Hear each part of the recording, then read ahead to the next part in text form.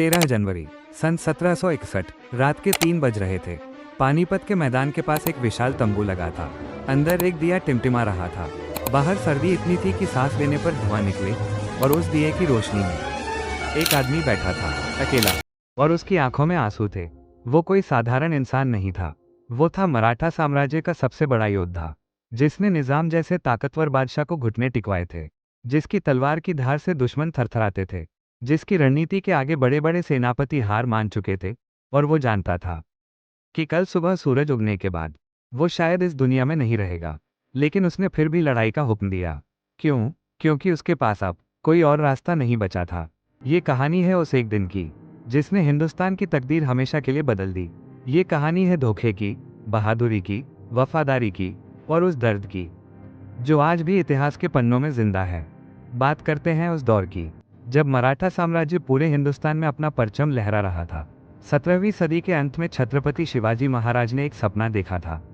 एक ऐसा हिंदुस्तान जहां किसान सुरक्षित हो, जहां माँ बहनें इज्जत से जी सकें, जहां किसी विदेशी का राज न हो। और उस सपने को आगे बढ़ाया उनके उत्तराधिकारियों ने, पेशवाओं ने। 1740 के दशक में पेशवा बालाजी बाजीराव सत्ता में आए, जिन्हें लोग प्यार से नाना साहेब कहते थे। यह इंसान सिर्फ एक सेनापति नहीं था, यह एक दूरदर्शी नेता था, एक राजनेता था, एक सपने देखने वाला इंसान था। नाना साहेब के नेतृत्व में मराठाओं ने एक के बाद एक जीत हासिल की। मालवा जीता, राजपूताना में दबदबा बनाया, दिल्ली तक अपनी ताकत दिखाई, और यहाँ तक कि कभी कभी मुगल बादशाह को भी मराठाओं की मदद लेनी पड़ती थी। सोचिए उस दौर को, जब एक हिंदू साम्राज्य इतना ताकतवर था कि पूरा हिंदुस्तान उनकी तरफ उम्मीद से देखता था। लेकिन ताकत के साथ आती है अहंकार की आशंका, और जब अहंकार आता है तो दुश्मन को मौका मिल जाता है। अफगानिस्तान के काबुल शहर में एक बादशाह था। उसका नाम था अहमद शाह दुरानी। दुनिया उसे जानती थी अहमद शाह अब्दाली के नाम से। यह इंसान किसी फिल्म के खलनायक से कम नहीं था। क्रूर था, चालाक था और बेहद महत्वाकांक्षी था। 1748 में अब्दाली पहली बार भारत आया, लूट कर गया। 1749 में फिर आया, लूट कर गया। 1752 में तीसरी बार आया, लूट कर गया। हर बार करोड़ों की दौलत लेकर, हर बार हजारों जिंदगियां तबाह करके। लेकिन इस बार 1759 में वो सिर्फ लूटने नहीं आया था।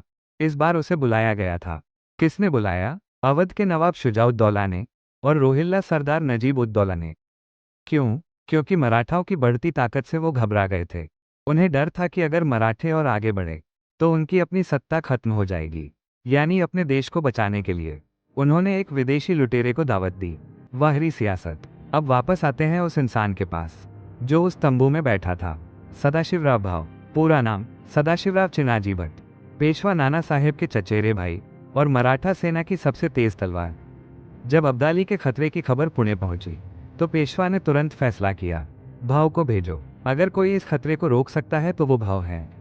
भाव की उम्र उस वक्त थी महज 28 साल, लेकिन उसकी रणनीति इतनी पक्की थी कि बड़े बड़े तजुर्बेकार सेनापति उसकी बात सुनते थे। 1760 में उदगीर की लड़ाई हुई थी। भाव ने निजाम की विशाल सेना को ऐसी मात दी कि निजाम को खुद सामने आकर माफी मांगनी पड़ी और करोड़ों की जागीर मराठाओं को देनी पड़ी। लेकिन दिल्ली पहुंचकर भाव ने एक गलती की, एक ऐसी गलती जो बाद में बहुत महंगी पड़ी। उसने मुगल बादशाह के मयूर सिंहासन को हटवा लिया और मुगल दरबार के कई अहम लोगों को नाराज कर दिया। ये सिर्फ एक सिंहासन नहीं था, यह एक संदेश था, और वो संदेश उत्तर भारत के राजाओं को बिल्कुल पसंद नहीं आया। जाट राजा सूरजमल ने साथ छोड़ दिया, राजपूत राजाओं ने मुंह फेर लिया। अवध के नवाब पहले ही दुश्मन बन चुके थे। भाव अकेला पड़ता जा रहा था और उसे पता भी नहीं था। इस कहानी में एक और किरदार है जिसकी उम्र सबसे कम थी, जिसकी मौत ने सबसे बड़ा दर्द दिया। विश्वासराव पेशवा, पेशवा नाना साहेब के बेटे, भविष्य के पेशवा। उम्र मात्र 17 साल। नाना साहेब ने अपने बेटे को इसलिए भेजा था ताकि वो सीखे, ताकि वो देखे कि मराठा सेना कैसे लड़ती है, ताकि वो एक दिन इस साम्राज्य को संभालने के काबिल बने। किसे पता था कि यह सफर एक तरफ का ही होगा। और फिर था इब्राहिम खान गादी, मराठा सेना के तोपखाने का प्रमुख, धर्म से मुसलमान, दिल से मराठा। इब्राहिम खान ने अपनी पूरी जिंदगी मराठाओं की सेवा में लगाई थी। उनकी तोपें पानीपत में सबसे पहले गरजी थी। और जब वो पकड़े गए, अब्दाली ने पूछा, मुसलमान होकर हिंदुओं के लिए लड़ा? क्यों? इब्राहिम ने जवाब दिया, क्योंकि मैंने नमक खाया था। उन्हें फांसी दे दी गई, लेकिन उनका जवाब आज भी इतिहास में अमर है। और अंत में नजीब उद्दौला। ये किरदार सबसे विचित्र है, सबसे दर्दनाक है। नजीब पहले मराठों का साथी था। उसने मराठों से मदद मांगी थी, मराठों ने दी थी। लेकिन जब मराठों की ताकत बढ़ी, नजीब को डर लगा और उसने चुपके से अब्दाली को खत लिखा, आओ मैं रास्ता दिखाऊंगा। पीठ में चाकू घोंपने को कहते हैं गद्दारी। नजीब ने यही किया। अक्टूबर 1760 में भाव दिल्ली पहुंचा, लेकिन रसद की समस्या पहले से ही शुरू हो गई थी। साथ देने वाले राजाओं ने मुंह मोड़ लिया था और अब्दाली चालाक था। उसने एक काम किया जो बेहद घातक साबित हुआ। उसने मराठा सेना की रसद की सभी लाइनें काट दी। महीने बीतने लगे। अक्टूबर, नवंबर, दिसंबर। मराठा सेना का अनाज खत्म होने लगा। सैनिक भूखे रहने लगे, घोड़े कमजोर पड़ने लगे, हाथी बेदम हो गए और ऊपर से जनवरी की कड़कड़ाती सर्दी। पानीपत की उस ठंड में सैनिक रात को ठिठुरते हुए सोते थे। खाने को कुछ नहीं। उम्मीद भी धीरे धीरे टूट रही थी, लेकिन भाव ने हार नहीं मानी। वो हर रात अपने सैनिकों से मिलता था, उनका हौसला बढ़ाता था, उनसे कहता था बस एक लड़ाई और, बस एक जीत और। 13 जनवरी की रात। भाव को पता था कि कल रुकना मतलब मरना है, इसलिए उसने फैसला किया, कल सुबह हम हमला करेंगे। 14 जनवरी 1761, मकर संक्रांति का दिन, जिस दिन पूरा हिंदुस्तान पतंग उड़ाता है। उस दिन पानीपत के मैदान में कुछ और उड़ रहा था, मौत। सुबह के 4 बजे मराठा सेना तैयार हो गई। 2 लाख से ज्यादा सैनिक, हजारों घोड़े, सैकड़ों हाथी और इब्राहिम खान की तोपें। भाव हाथी पर सवार था। ऊंचाई से पूरा मैदान दिखता था। उसने अपने सेनापतियों को आखिरी हिदायत दी, आज हम जीतेंगे या मरेंगे, लेकिन पीठ नहीं दिखाएंगे। सूरज उगा, शंख बजा और मराठा सेना एक दहाड़ के साथ आगे बढ़ी। हर हर महादेव। पहले 2 घंटे मराठे जीत रहे थे। इब्राहिम खान की तोपों ने अब्दाली की पहली कतार तबाह कर दी। मराठा घुड़सवारों ने रोहिल्लों को पीछे धकेल दिया। सैनिक चिल्ला रहे थे, जीत हमारी है। लेकिन तभी अब्दाली ने अपना सबसे बड़ा पत्ता खेला। उसने अपनी वो सेना छोड़ी जो अब तक छुपी हुई थी। 12,000 चुनिंदा घुड़सवार, उज़्बेक और अफगान योद्धा, जो महीनों से इस पल का इंतजार कर रहे थे। वो दाईं तरफ से आए, बाईं तरफ से भी, और पीछे से नजीब का हमला। मराठा सेना घिर गई, चारों तरफ से, एक साथ। और फिर वो हुआ जिसका डर सबको था। दोपहर के करीब 2 बज रहे थे। विश्वासराव का घोड़ा अचानक रुक गया। एक गोली, और वो नौजवान जो कभी पेशवा बनने वाला था, घोड़े से गिर पड़ा। जब ये खबर सेना में फैली, एक पल के लिए सब रुक गए, जैसे सबकी सांसें थम गई हों। और फिर मराठा सेना का दिल टूट गया। भाव ने देखा और समझ गया।